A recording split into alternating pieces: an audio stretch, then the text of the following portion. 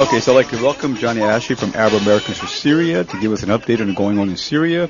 The most recent revelation is that Russia has, through an independent investigation, determined that, in fact, the quality of sarin gas used is very primitive, and the delivery system was very, very elementary, the type that can be used by a rebel force, which kind of further substantiates the original position that came up from the United Nations investigator, that in fact the government of Syria was not responsible for the sarin gas attack in Syria. Can you elaborate upon that?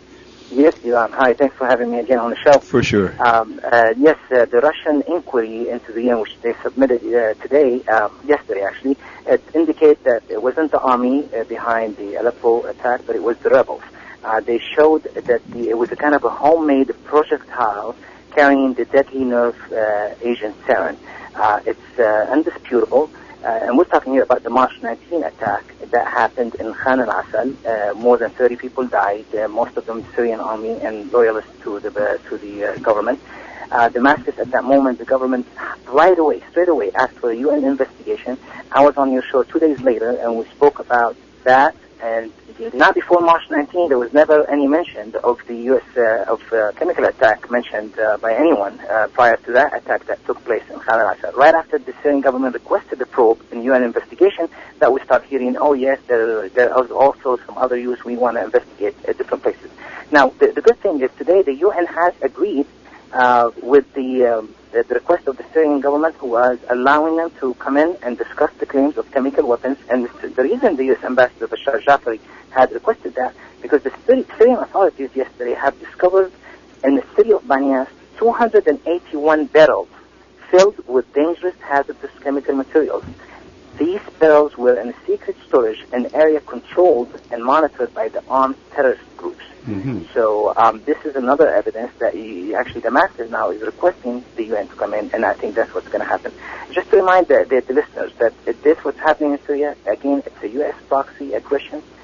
Foreign death squad invaders want Islamofascism replacing the Syrian sovereignty and the Syrian secularism. If there's a few moments, Divan, I'd like to mention what happened yesterday.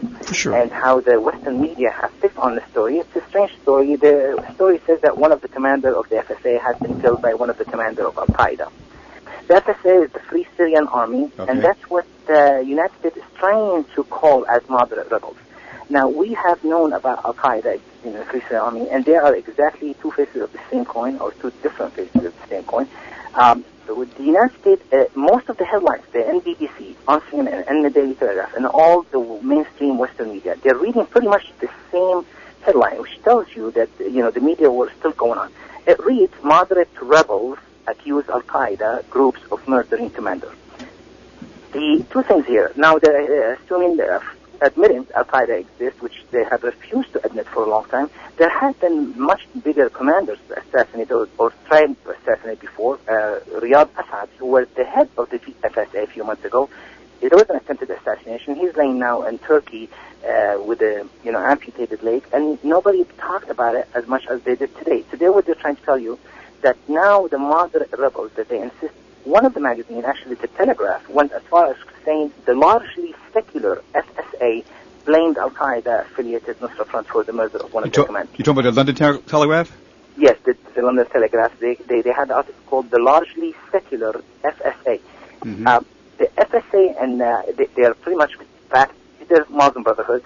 The Al-Qaeda is they're more radical. They're jihadists. But the FSA is not secular. There is nothing secular about the FSA. Mm-hmm. The commander that was shown a month and a half ago taking the heart and the liver of a Syrian soldier and taking a bite out of it, he's an FSA commander. Mm-hmm. They are far away from being largely secular. But I think the story here, and that's my opinion, and maybe a few months from now we'll sit here and see if I'm right, the purpose on the emphasis of this story is to try and sell this new idea that the Free Syrian Army, or the FSA, which the West is trying to promote as a secular now, has started its war against the terrorist group Al-Qaeda, because they've threatened to retaliate. And we know they've been going at it for a year. The different groups who are fighting in Syria, they have differences. But I think trying to give that cover and trying to promote this in Western media, that the U.S. and NATO will be sending weapons now to the so-called FSA, who will be fighting a known terrorist organization.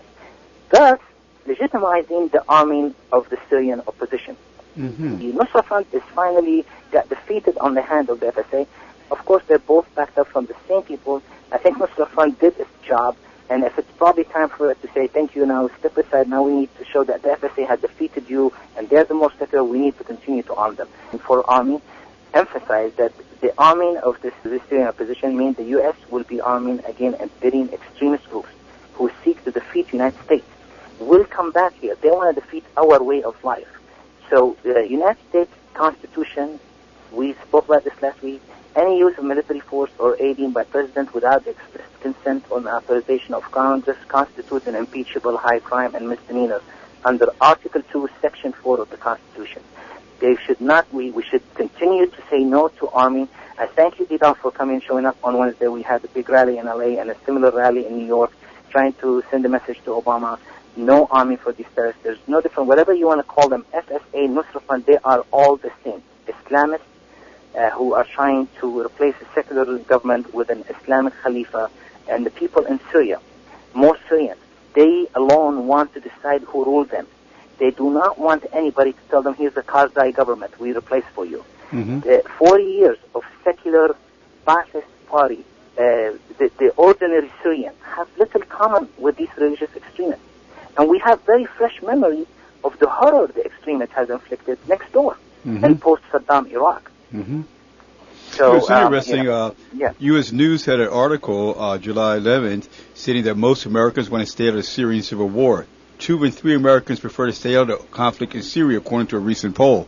So it appears that these demonstrations and programming like this and your information is helping convince United States citizens not to be involved with this war. But the Obama administration is going against popular opinion against the war by providing small arms and military advisors and ammunition to the so-called rebel forces. Yes, absolutely, absolutely. But we need to keep the pressure up. There is 2 bills, one in the Senate, one in the House, trying to prevent and banning Obama from arming. And there is now a freeze. They froze that decision for the time being. But again, this kind of stunt media, this kind of story, to get this much attention, they're trying to come at it from a different angle right now. That they're saying, okay, now these people are fighting the same terrorists that we are fighting, so we need to help these people. But this is not going to, fly. The Syrian army is going to defeat both of these. The Syrian army is decimating both of these groups, and the Syrian army is going to win this war. What impact does the recent military coup d'etat in Egypt has upon the conflict in Syria? It's very clear, Didan, that the people, when we say the majority in Syria prefer the regime of Bashar Assad over this Islamist extremist, we get laughed at.